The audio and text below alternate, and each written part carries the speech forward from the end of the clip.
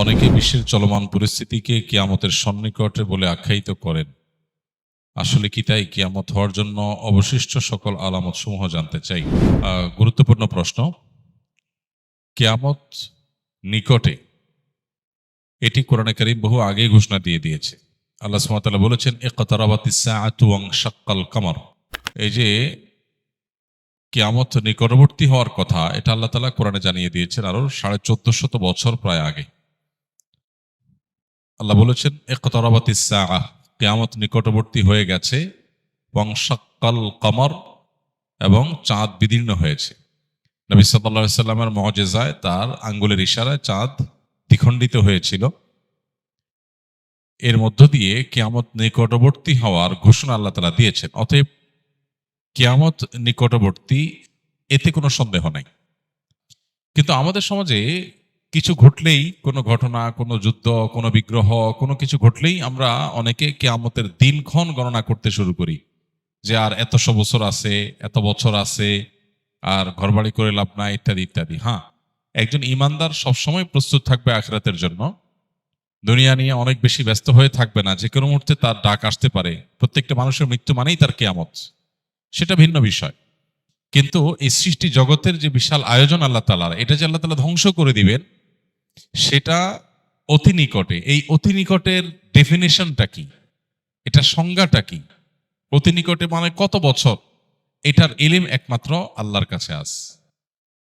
1450 বছর আগে কোরআন যে বলেছে ইকতারাবাতিস সাআহ, যে মহান ইনাদ গোটা সৃষ্টি জগৎকে ধ্বংস করে আল্লাহর বিচারের মুখোমুখি করবে মানুষ এবং জিনকে, সেই মহান ইনাদ বা সেই কিয়ামত, সেটি নিকটবর্তী হয়ে গেছে। এটি বলার পরও পার হয়েছে 1450 বছর। এরপর সামনে আরো কত বছর বাকি আছে আমরা জানি না। হতে পারে 200 বছর, হতে পারে 2000 বছর, হতে পারে আরো কম বা বেশি। এর ইলম একমাত্র আল্লাহর কাছে আছে। কোরআনে বারবার করে এই বিষয়টা আমাদেরকে সতর্ক করা হয়েছে যে কিয়ামতের ইলম, কিয়ামতের সময় ক্ষণের ইলম একমাত্র কার কাছে আছে? আল্লাহ রাব্বুল আলামিনের কাছে। খোদ নবী সাল্লাল্লাহু আলাইহি সাল্লামকে যখন জিজ্ঞাসা করা হয়েছিল কিয়ামত কবে হবে, তিনি উত্তরে বলেছেন, মাল মাসউলু বিহা বিআলামা মিনাস সাইল। যাকে জিজ্ঞাসা করা হয়েছে তিনি প্রশ্নকর্তার চাইতে বেশি জানেন না। অর্থাৎ ঠিক কবে হবে এই দিনক্ষণ আমরা কেউই আসলে জানি না। এটা জানেন কে? আল্লাহ রাব্বুল আলামিন। তবে হ্যাঁ, কিয়ামতের অনেক আলামত আছে। এই আলামতগুলো আপনি চাইছেন যে অবশিষ্ট সকল আলামত জানতে। কিয়ামতের সকল আলামত একসাথে জানানো কঠিন। কিয়ামতের আলামতগুলো দুই প্রকার। একটা হলো আলামাতে কুবরা, বড় আলামত। বড় আলামত বলতে উদ্দেশ্য হলো যেগুলো কিয়ামতের ঠিক কাছাকাছি সময়ে একেবারে শেষ মুহূর্তে প্রকাশ পাবে, যেগুলো দেখে মানুষ বুঝবে যে শেষ, আর সুযোগ নাই। যেমন সূর্য প্রতিদিন পূর্ব দিক থেকে উঠে, ওই দিন পশ্চিম দিক থেকে উঠবে, তখন সবাই বুঝে যাবে যে হ্যাঁ শেষ। তখন তওবা করলো আর তওবা কবুল হবে না, একেবারে শেষ কিয়ামতের এই আলামত প্রকাশের পর। এছাড়া আরো কিয়ামতের 9টি আলামত আছে। হাদিসে মোট 10টি আলামতের কথা বলা হচ্ছে। এগুলো কিয়ামতের একেবারে নিকটবর্তী সময়। কয়েকটা বড় ভূমিধস হবে, হ্যাঁ, তারপরে ইয়াজুজ মাজুজের প্রকাশ, আত্মপ্রকাশ ঘটবে। দাব্বাতুল আরদ, একটা প্রাণী অলৌকিকভাবে প্রকাশিত হবে, ইত্যাদি ইত্যাদি কিয়ামতের আলামত আছে। আর ছোট আলামত যেগুলো, ছোট আলামত বলতে যেগুলো কিয়ামতের অনেক আগে থেকে প্রকাশিত হওয়া শুরু করেছে, যেমন নবী করিম সাল্লাল্লাহু আলাইহি সাল্লামের আবির্ভাব ইটসেলফ কিয়ামতের একটি আলামত। কিয়ামতের আলামত মানেই কিন্তু নেগেটিভ কিছু না। আমরা মনে করি কিয়ামতের আলামত মানেই খারাপ কিছু। এটা সবসময় জরুরি না। হ্যাঁ, বেশিরভাগ আলামতই হয়তো, বা একটা উল্লেখযোগ্য সংখ্যা আলামতই হয়তো নেগেটিভ বা খারাপ জিনিস, অপ্রত্যাশিত জিনিস।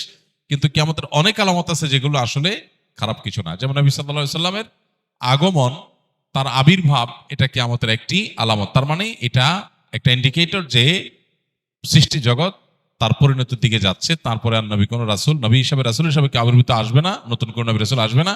সো এরপরে আসবে কি? কিয়ামত। তো এটা থেকে নিয়ে শুরু করে কিয়ামতের আলামত সমূহের সংখ্যা কি, এ সম্পর্কে সৌদি আরবের একজন স্কলার ডক্টর মোহাম্মদ আল আরিফি, তার একটা বই আছে নেহায়াতুল আলম, আর একটা আছে আরশাতুস সাআহ, নেহায়াতুল আলম। এই যে বই, এই বইয়ের মধ্যে তিনি অনেক ডিটেইল আলোচনা করেছেন। আমরা এগুলোকে সংক্ষিপ্ত একটা ছোট্ট ছোটি বইতে প্রায় 10 বছর আগে একত্র করেছিলাম, কিয়ামতের 141 আলামত এই নামে। এই 141 আলামতের মধ্যে আপনার 10টা হলো, বাকি 131টা হলো ছোট ছোট আলামত। এই যে দাসীর পেট থেকে তার মালিকের জন্ম হবে, এটা একটা আলামত। এটার মানে অনেক মুহাদ্দিসরা বলেছেন যে সন্তানরা মাদের সাথে দাসীর মতো আচরণ করবে, কাজের লোকের মতো আচরণ করবে, রেসপেক্ট করতে ভুলে যাবে, কিয়ামতের আলামত।